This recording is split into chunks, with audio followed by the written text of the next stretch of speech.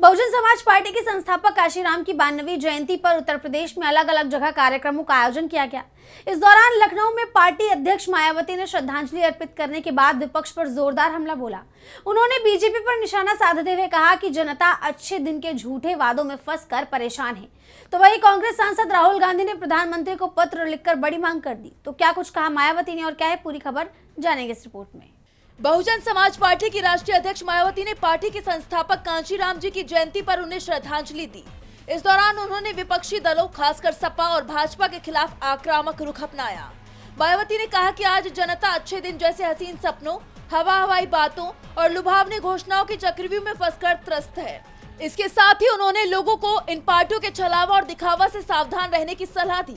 उन्होंने कहा कि बीजेपी और समाजवादी पार्टी बहुजन समाज के हितकारी नहीं है। इन दलों से बहुजन समाज के हित व कल्याण की आशा करना रेगिस्तान में पानी तलाशने जैसा है। बसपा ही डॉक्टर अंबेडकर के नक्शे कदम पर चलने वाली असली पार्टी है। सपा व अन्य दलों की कथनी व करनी में बड़ा अंतर है। बसपा सुप्रीमो ने आरोप लगाया कि सपा और बीजेपी जैसी पार्टियां दलितों, पिछड़ों और मुस्लिमों का सिर्फ शोषण करती हैं और चुनाव खत्म होते ही उन्हें तिरस्कृत कर देती हैं।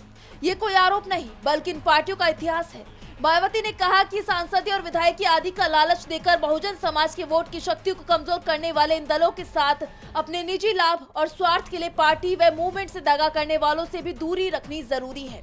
इतना ही नहीं, मायावती ने बहुजन समाज के लोगों से आह्वान किया कि वो बसपा से जुड़कर सच्चे मिशनरी अम्बेडकरवादी बने और अपनी वोट की शक्ति से सत्ता की मास्टर चाबी हासिल करें। बसपा सुप्रीमो ने केंद्र सरकार से कांशीराम को भारत रत्न से सम्मानित करने की मांग दोहराई और इस मांग का कांग्रेस ने भी समर्थन किया है। कांग्रेस सांसद राहुल गांधी ने प्रधानमंत्री को पत्र लिखा जिसमें उन्होंने कांशीराम को भारत रत्न देने की मांग की है। अब देखना होगा कि क्या केंद्र सरकार बसपा और कांग्रेस की मांग को मानती है।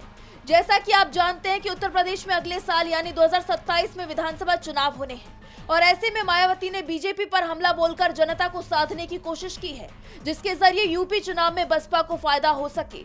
अब मायावती अपनी इस कोशिश में कामयाब होती है या नहीं, ये तो आने वाला वक्त ही बताएगा। डीवी लाइव की रिपोर्ट।